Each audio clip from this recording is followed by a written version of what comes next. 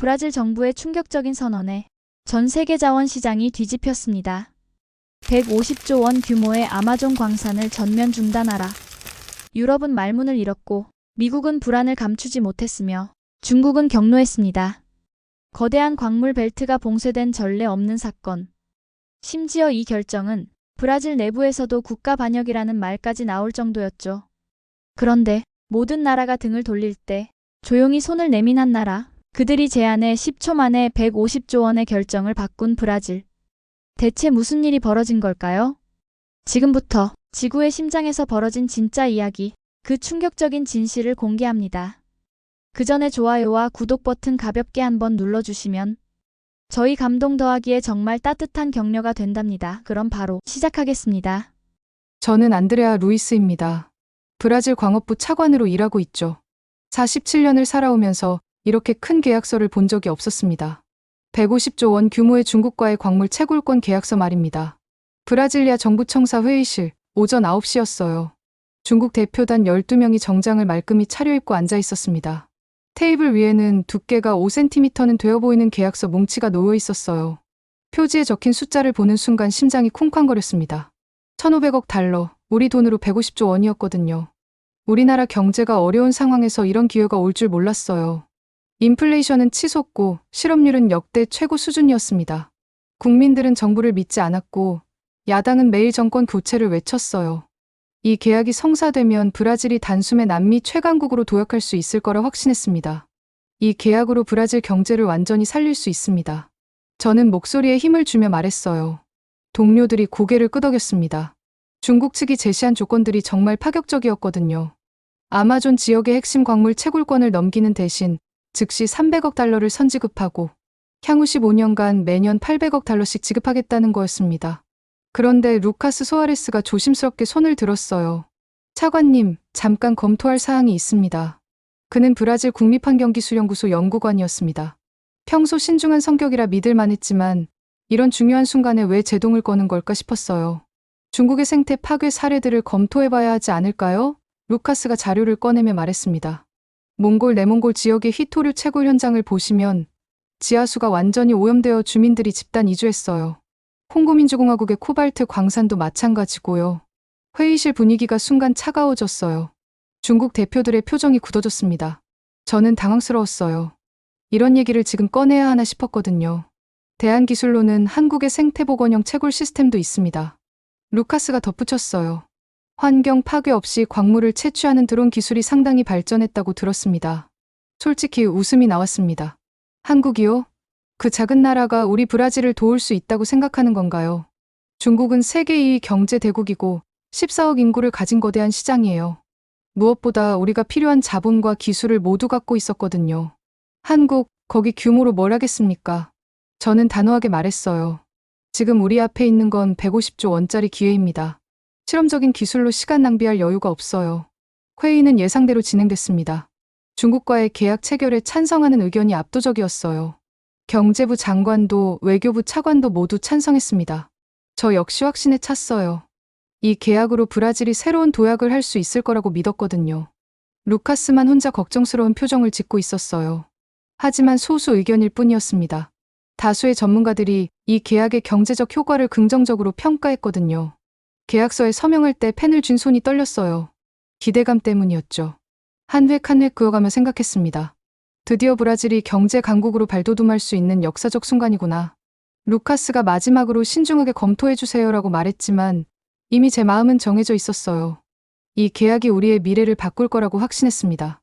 6개월이 지났습니다. 제가 예상했던 장밋빛 미래는 온데간데 없었어요. 아마존 강이 검은 물로 변해버렸습니다. 위성사진을 보니 충격이었어요. 한때 에메랄드 빛이었던 강물이 진흙탕처럼 탁해져 있었거든요. 매일 아침 받는 현장 보고서가 악몽이었습니다. 원주민 세계 부족 총 1만 2천 명이 집단 이주를 시작했습니다. 아마존 열대우림 15만 헥타르가 사라졌습니다. 숫자로만 봐도 끔찍했는데 현장 사진들은 더 충격적이었어요. 울창했던 숲이 하루가 다르게 황무지로 변해가고 있었습니다. 중국 채굴 기업들은 거대한 굴착기들을 동원해 24시간 작업을 진행했어요. 환경보호 따위는 안중에도 없는 듯했습니다. 약속했던 친환경 채굴은 어디에도 보이지 않았어요. 국제환경단체들이 브라질을 규탄하기 시작했습니다. 그린피스에서는 브라질이 지구의 허파를 팔아넘겼다고 성명을 발표했어요. 세계자연기금은 인류 공동의 자산인 아마존을 중국에 헌납했다며 경제 제재를 요구했습니다. 매일 언론에서 아마존 파괴 소식이 톱뉴스로 나왔고 저는 변명하기 바빴어요. 개발 과정에서 일어나는 일시적 현상입니다. 곧 정상화될 겁니다. 기자회견에서 이렇게 말했지만 속으로는 불안했어요. 상황이 생각보다 심각했거든요. 더 충격적인 소식이 들려왔습니다.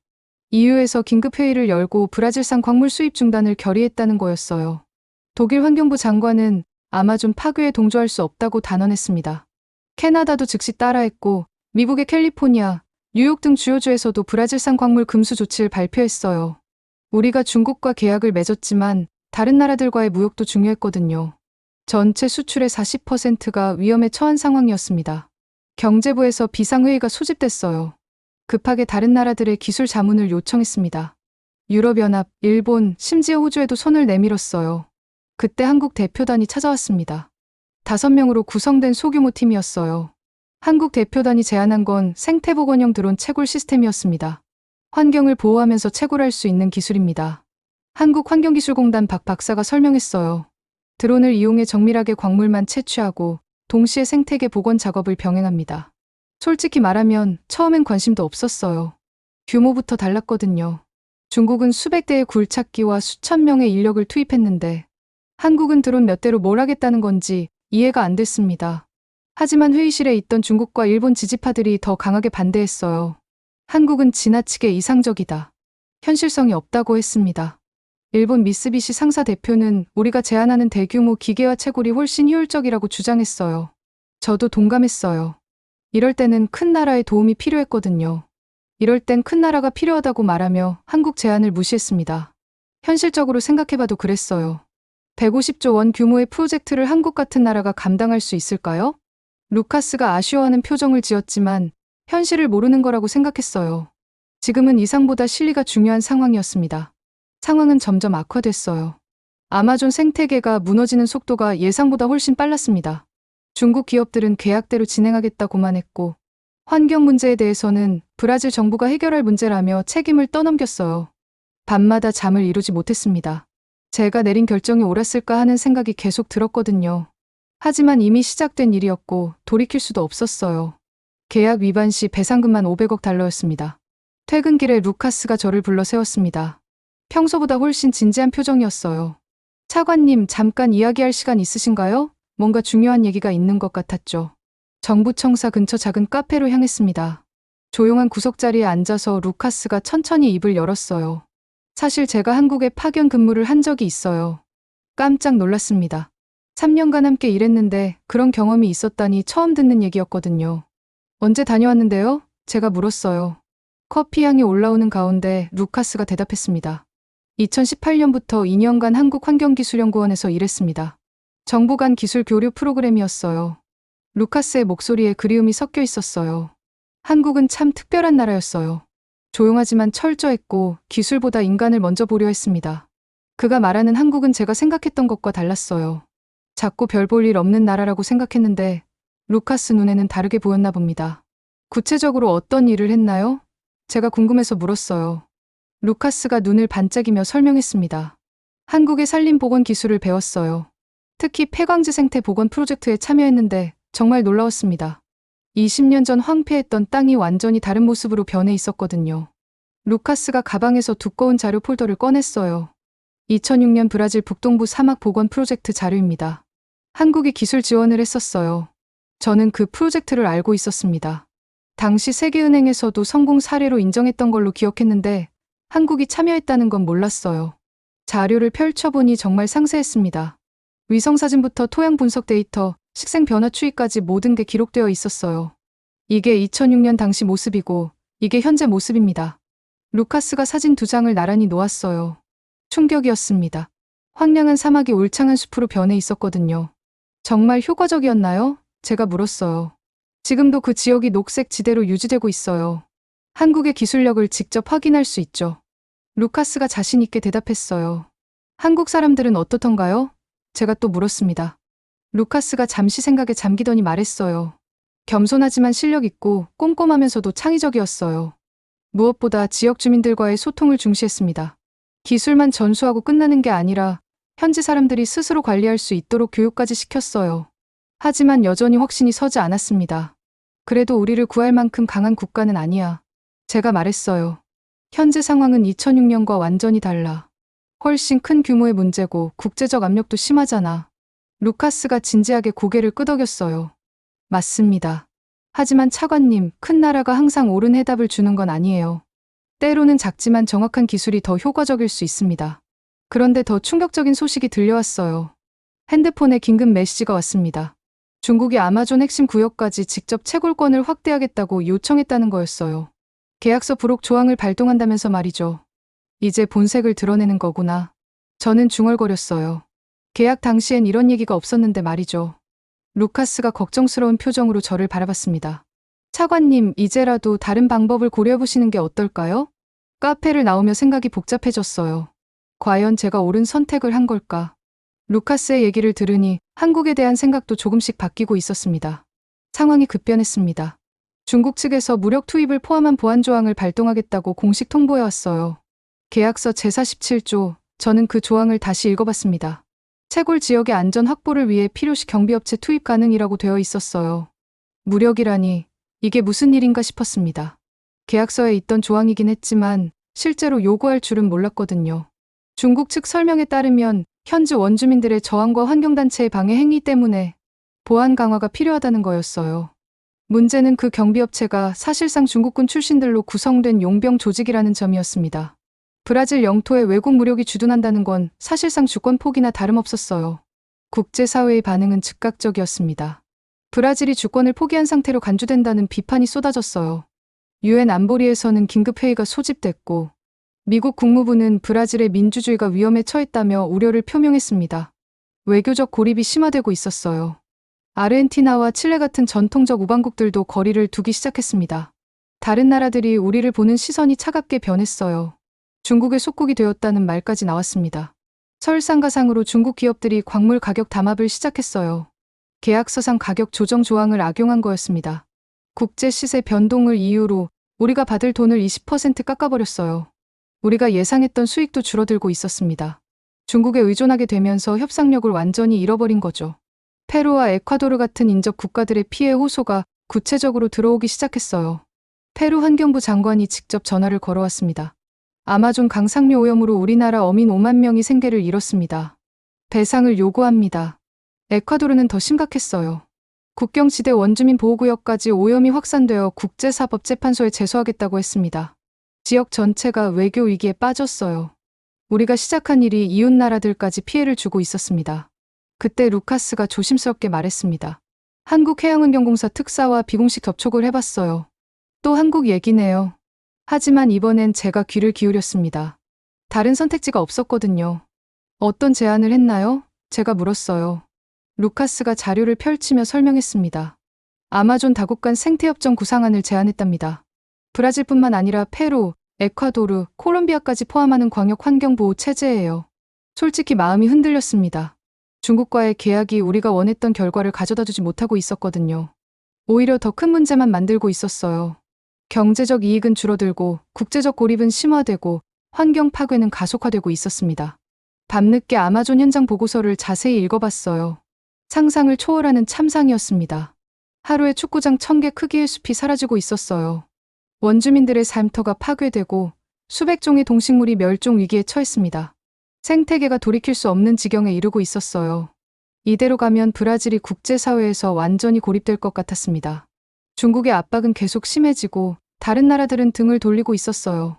정말 막막했습니다. 제가 내린 결정이 나라 전체를 위기로 몰고 가고 있었어요.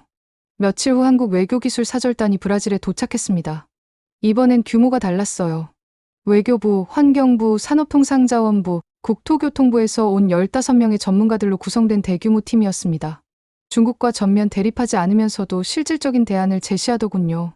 한국 대표단을 이끈 분은 김 외교부 차관이었어요. 50대 중반의 차분한 인상이었습니다. 우리는 브라질의 어려운 상황을 이해합니다. 함께 해결책을 찾아보고 싶습니다. 첫 마디부터 달랐어요. 중국처럼 일방적으로 조건을 제시하는 게 아니라 협력을 제안했습니다.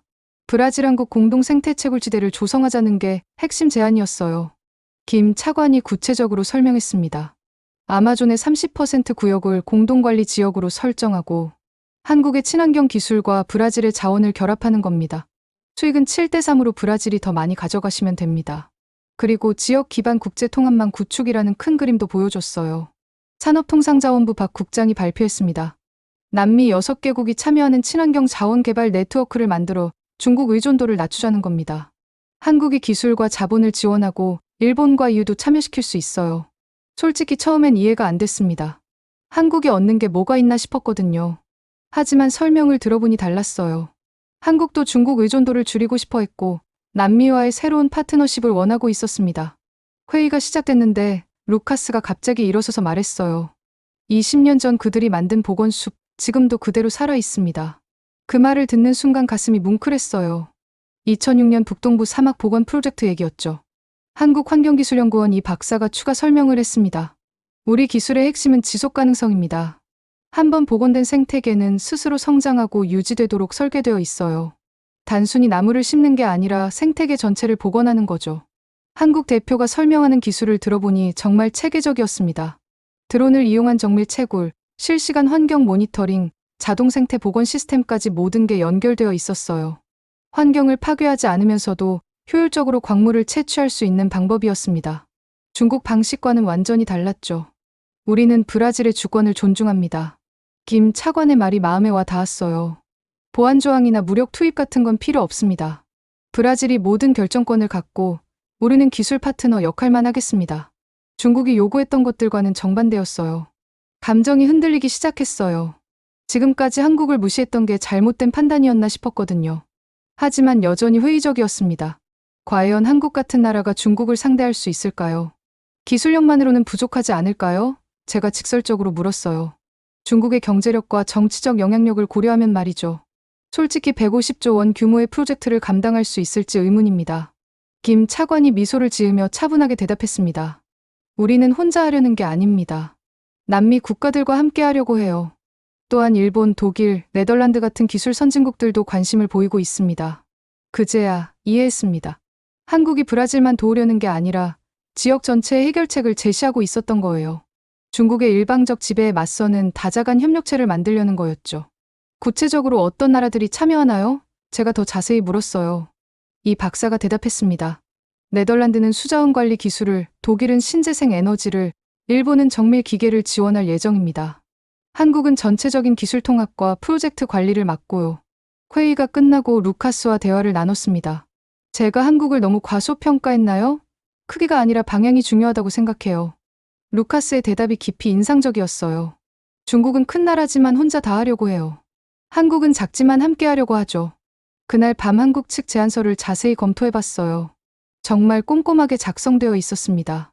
환경영향 평가부터 경제적 효과, 사회적 파급 효과까지 모든 걸 고려하고 있었어요. 중국 계약서와는 차원이 다른 수준이었습니다. 일주일 후 놀라운 일이 일어났습니다. 페루, 볼리비아, 콜롬비아, 파라과이, 에콰도르 5개국이 한국 측 제안에 동참하겠다고 동시에 선언한 거예요. 각국 대통령들이 화상회의를 통해 공동 성명을 발표했습니다. 페루 대통령이 먼저 말문을 열었어요. 우리는 더 이상 강대국의 일방적 요구를 받아들이지 않겠습니다. 남미는 남미의 길을 걸어가야 해요. 볼리비아 대통령도 자원은 우리 것이지만 미래는 우리 아이들 것입니다라고 했어요. 아마존 광물 연대 회의가 리마에서 열렸습니다. 각국 대표들이 모여서 역사적인 공동 선언문을 발표했어요. 우리는 선택할 것이다. 자연을 파는 자가 아니라 지키는 자를. 그 순간 온몸에 소름이 돋았습니다. 남미 국가들이 하나로 뭉쳐서 목소리를 내는 모습이 정말 감동적이었어요. 지금까지 각자 도생하며 강대국 눈치만 보던 우리가 연대하고 있었거든요. 500년 식민지 역사 이후 처음으로 우리 스스로 결정하는 순간이었습니다. 콜롬비아 외무장관이 구체적인 계획을 발표했어요. 각국이 보유한 자원을 공동 관리하고 친환경 기술을 공유하겠습니다. 한국과 EU의 기술 지원을 받아 21세기형 자원 개발 모델을 만들어가겠어요. 에콰도르 환경부 장관은 더 감동적인 말을 했습니다. 우리 조상들이 500년 전 지켰던 이 땅을 우리가 다시 지킬 차례입니다. 아마존은 전 세계의 보물이지만 그 보물을 지킬 책임은 우리에게 있어요. 한국의 제안을 본 유엔과 국제금융기구들도 즉각 움직였습니다. UN 환경계획 UNEP 첫 번째로 지지를 선언했어요. 남미 국가들의 자주적 환경보호 노력을 전폭 지원한다고 했습니다. 세계은행과 국제통화기금 IMF도 뒤따랐어요. 세계은행 총재는 친환경 자원 개발에 200억 달러 대출 보증을 지원하겠다고 발표했습니다. 갑자기 국제사회의 분위기가 완전히 바뀌었어요. 유럽연합도 즉각 반응했습니다. EU 집행위원장이 남미의 새로운 도전을 지지한다며 기술 협력과 시장 개방을 약속했어요. 독일과 네덜란드는 구체적인 기술 지원 계획까지 발표했습니다. 중국은 당연히 반발했어요. 중국 외교부 대변인이 내정 간섭이다라며 화를 냈고 경제 보복을 암시하기도 했습니다. 기존 계약을 일방적으로 파기하면 국제법 위반이라며 위협했어요. 하지만 이상하게 겁나지 않았습니다. 혼자가 아니라는 생각이 들었거든요. 남미 5개국이 함께하고 한국과 EU가 지원하고 국제기구들이 뒷받침해주고 있었어요. 회의장 분위기가 뜨거워졌어요. 각국 대표들이 자국의 경험을 나누며 서로 격려했습니다. 콜롬비아는 마약과의 전쟁에서 배운 국제협력의 중요성을, 에콰도르는 갈라파고스 보호 경험을 들려줬어요. 파라과이 대표는 우리는 작은 나라지만 큰 꿈을 가지고 있다고 말했어요. 볼리비아 대표는 리튬 개발에서 실패한 경험을 이번엔 성공으로 바꾸겠다고 다짐했습니다. 한국 김 차관이 마지막으로 말했습니다. 우리는 여러분의 선택을 지지합니다. 함께 새로운 길을 만들어 봅시다. 한국도 과거 어려웠을 때 국제사회의 도움을 받았어요. 이제 우리가 도울 차례입니다. 박수가 터져나왔어요. 진심이 느껴지는 박수였습니다. 저도 마음이 확고해졌어요. 지금까지 중국에만 의존하려 했던 게 잘못이었어요. 진정한 파트너는 우리를 존중하고 함께 성장하려는 나라였습니다. 회의가 끝나고 루카스가 말했어요. 이제 시작이에요. 진짜 어려운 건 앞으로입니다. 맞는 말이었어요. 하지만 이제는 확신이 생겼습니다. 우리가 옳은 길을 선택했다고 말이에요. 중국이 브라질을 유엔에 제소했습니다. 계약 위반과 국제법 위반을 이유로 국제사법재판소에 소송을 제기한 거예요. 중국 외교부 대변인은 브라질이 일방적으로 계약을 파기하려 한다며 500억 달러 배상금을 요구한다고 발표했어요. 예상했던 일이지만 막상 닥치니 부담스러웠습니다. 중국의 경제력과 외교력을 생각하면 쉽게 이길 수 있는 상대가 아니었거든요. 하지만 우리에게는 명분이 있었어요. 한국이 먼저 움직였습니다. 아마존 자율연대 시스템 국제안을 유엔에 제출한 거였어요. 김 차관이 직접 유엔 본부로 날아가서 각국 대표들을 설득하기 시작했습니다. 이 국제안의 핵심은 자원 보유국의 환경 주권 보장이었어요. 자원이 있다고 해서 무조건 개발해야 하는 건 아니고 환경을 고려한 개발 방식을 선택할 권리가 있다는 내용이었습니다. 우리의 입장을 국제법적으로 뒷받침해주는 내용이었어요. 유엔 총회 회의장은 정말 전쟁터 같았습니다. 중국 대표가 격렬하게 항의했고 우리 편 국가들이 차근차근 반박했어요. 분위기가 살벌했어요. 각국 대표들이 치열하게 공방을 벌였습니다. 중국 대표는 계약의 신성함을 강조하며 국제 경제 질서를 흔드는 위험한 선례라고 주장했어요. 러시아와 북한이 중국을 지지했고 아프리카 일부 국가들도 중국 편에 섰습니다. 반면 유럽연합과 캐나다, 호주는 우리를 지지했어요. 독일 대표는 환경보호는 전 인류의 책임이라고 말했고 프랑스 대표는 강대국의 일방적 자원 수탈을 막아야 한다고 했습니다. 그런데 결정적인 순간이 왔어요. 루카스가 브라질 대표로 연설 기회를 얻은 거였습니다. 저는 긴장했어요. 과연 우리 입장을 제대로 전달할 수 있을까 싶었거든요. 전 세계가 지켜보는 유엔 총회장이었으니까요. 루카스가 연단에 올라서서 차분하게 말하기 시작했어요. 한국은 조용히 묵묵히 생명을 지켰습니다. 회의장이 조용해졌습니다. 이제 그 조용함이 세계를 움직입니다. 그는 계속했어요. 20년 전 브라질 사막에 심은 나무들이 지금도 자라고 있습니다. 한국의 기술은 파괴가 아니라 생명을 만들어냅니다. 우리는 이제 그 생명의 길을 선택하고 싶습니다. 루카스의 목소리에는 진정성이 가득했어요. 아마존은 브라질 것이지만 동시에 전 인류의 것입니다. 우리는 이 소중한 자산을 지키면서도 경제 발전을 이룰 수 있는 방법을 찾았어요. 그것이 바로 한국과의 협력입니다. 회의장 분위기가 완전히 바뀌었어요. 여러 나라 대표들이 고개를 끄덕이더군요. 아프리카 국가들 중에서도 우리 편으로 돌아서는 곳들이 생겼습니다. 루카스의 진정성이 전달되고 있었어요. 투표 결과가 나왔어요. 193개 회원국 중 142개국이 찬성, 31개국이 반대, 20개국이 기권이었습니다. 압도적 찬성으로 한국 주도의 생태 채굴 윤리 기준이 통과됐습니다. 저는 믿을 수 없었어요. 중국 대표가 얼굴이 빨갛게 달아오르며 조작이다, 서방의 음모다 라고 반발했지만 이미 늦었어요. 오히려 중국 내부에서 분열이 일어나기 시작했습니다. 중국 내 환경 단체들이 정부의 무리한 해외 개발을 반대한다며 시위를 벌였어요. 결국 중국 대표단이 협의 재개를 표명했어요. 사실상 굴복한 거였죠. 회의장에서 박수가 터져 나왔습니다. 저는 루카스에게 달려가서 안았어요. 잘했어요, 루카스. 정말 훌륭했어요. 우리 모두가 잘한 거예요, 차관님. 이제 진짜 시작입니다. 루카스의 눈에는 눈물이 고여 있었어요. 감동의 눈물이었죠. 챕터 8 자유의 숲 한국과 함께한 미래. 1년이 흘렀습니다. 브라질 한국 남미 5개국 공동 녹색 광물 벨트가 성대하게 출범했어요. 정말 꿈만 같은 일이었습니다. 1년 전의 악몽 같은 상황을 생각하면 기적 같은 변화였어요. 아마존 지역에는 첨단 드론 채굴 시스템이 가동되고 있었습니다. 하늘에서 보면 정말 장관이었어요.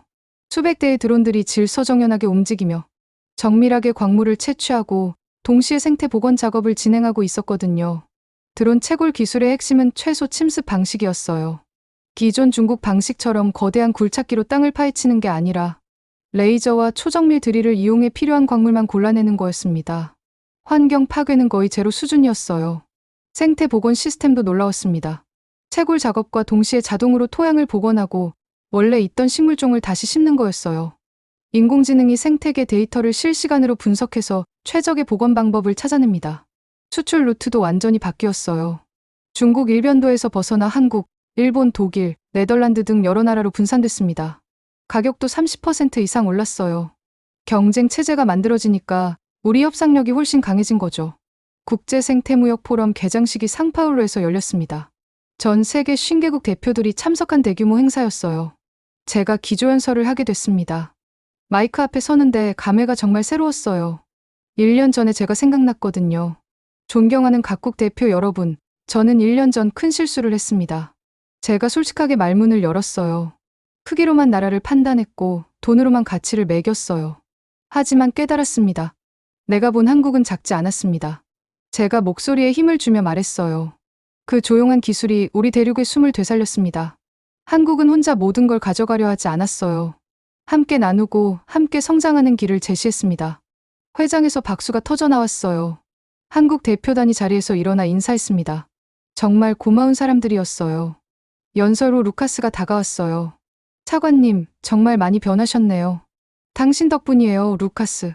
당신이 한국을 포기하지 않았기 때문에 오늘이 있는 거예요. 저는 진심으로 고마웠습니다. 한국은 도움을 줬지만 선택은 우리가 했습니다. 루카스가 의미 깊게 말했어요. 가장 중요한 건 우리 스스로 결정했다는 거예요. 이제 우리는 진짜 자유로워졌습니다. 맞는 말이었어요. 한국이 기술과 자본을 지원했지만 결국 우리가 스스로 결정한 거였죠. 강대국의 압박에 굴복하지 않고 우리만의 길을 선택한 거였어요. 해질 무렵 아마존 상공으로 드론들이 떠올랐습니다. 한국과 브라질 국기를 단 채굴 드론들이었어요. 파괴가 아닌 조화를 상징하는 아름다운 모습이었습니다.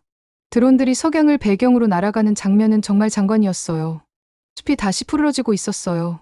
원주민들이 고향으로 돌아오기 시작했고 강물도 예전의 맑은 색을 되찾고 있었습니다.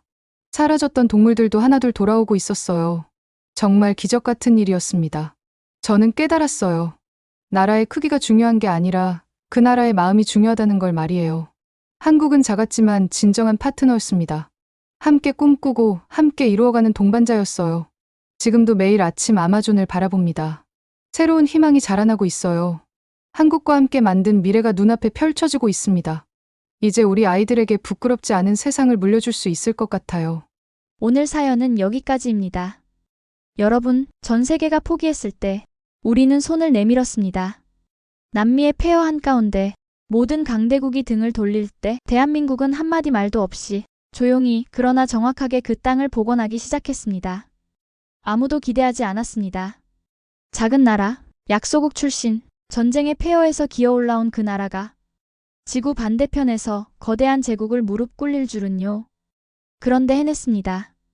누구도 해결하지 못한 문제를, 누구도 감히 나서지 못한 그 전쟁을 대한민국이 끝냈습니다. 기술력? 당연합니다. 윤리? 기본입니다. 우리는 은혜를 잊지 않았고, 우리는 끝까지 책임졌으며, 우리는 세계가 외면한 고통을 대신 짊어졌습니다. 이게 바로 진짜 강국의 자격 아닙니까? 누가 우리를 작다고 말했습니까? 누가 우리를 약하다고 말했습니까? 오늘 그 대답을 아마존이 말하고 있습니다. 세계를 구한 나라 대한민국. 기술로, 의리로, 역사로 승부한 나라 대한민국.